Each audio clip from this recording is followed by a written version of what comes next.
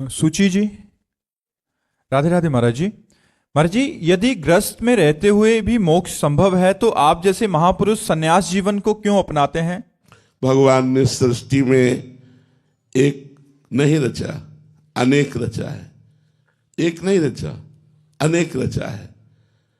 अगर सृष्टि का मंगल अच्छे स्वभाव से होता है तो बुरे स्वभाव वालों को क्यों रचा? यदि मदिरा पीना निषेध है, मांस खाना निषेध है, फिर रचना क्यों की?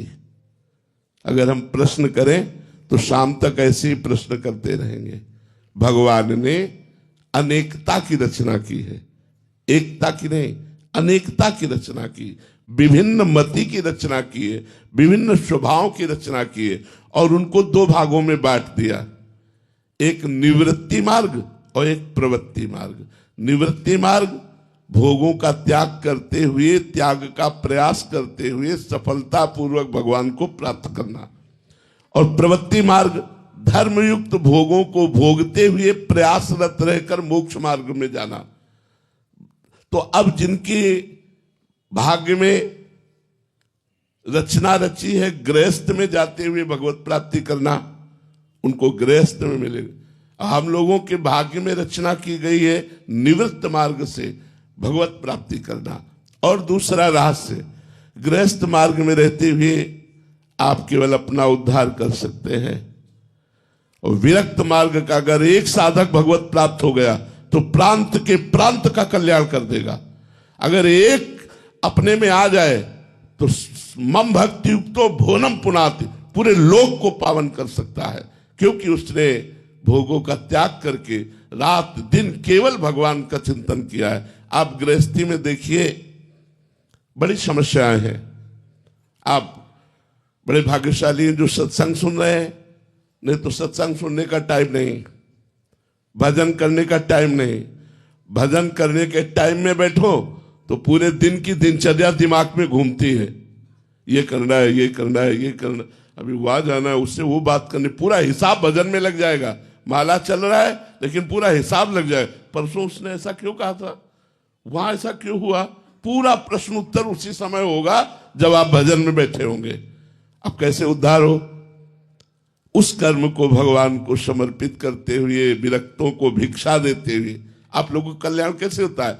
जैसे विरक्त संत जन है, इनको भोजन पवाते, इनको वस्त्र, इनके वास की व्यवस्था, ठाकुर सेवा, समाज सेवा, जितना बना उतना भजन, जितना बना। लेकिन विरक्त के लिए ये नहीं है कि जितना बना, क्योंकि हमारे लिए दूसरा कार्य नहीं, न बच्ची का ब्याह न बच्चे का ब्याह, बच्चा बच्ची तो कुछ है नहीं, न किसानी न नौकरी न व्यापार, केवल एक ही धंधा है, नाम जप, भगवान का भजन। अगर ईमानदारी से हम अपना भजन कर ले गए तो लाखों का कल्याण कर देंगे, लाखों का कल्याण कर देंगे।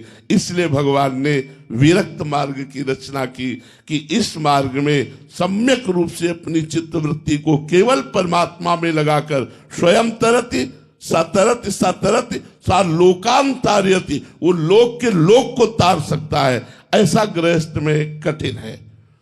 गृहस्थ में 10 मिनट 20 मिनट 30 मिनट समय दो, वो भी मन चंचल रहता है।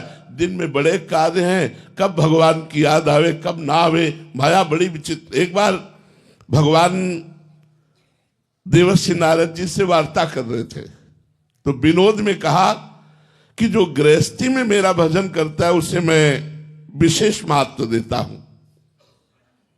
तो देवर्षि नारद जी ने कहा, प्रभु विरक्त सबके काम कहां बन रहे हैं?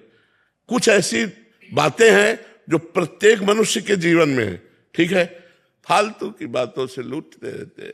बिना सत्य पर चले, बिना धर्म पर चले, बिना तप किए कोई उन्नति को प्राप्त नहीं होता। आज जो उन्नतिशील है, पूर्व का पुण्य उनका काम कर रहा है, वर्तमान में पाप कर रहे हैं और पूर्व का पुण्य काम कर रहा है, तो आपको लग रहा है देखो पाप करते हुए भी अच्छे जी रहे हैं, लेकिन कल उनका जब नाश होगा वो तुम नहीं देख पाओगे, कल जब उनका पतन होगा वो तुम नहीं देख पाओगे।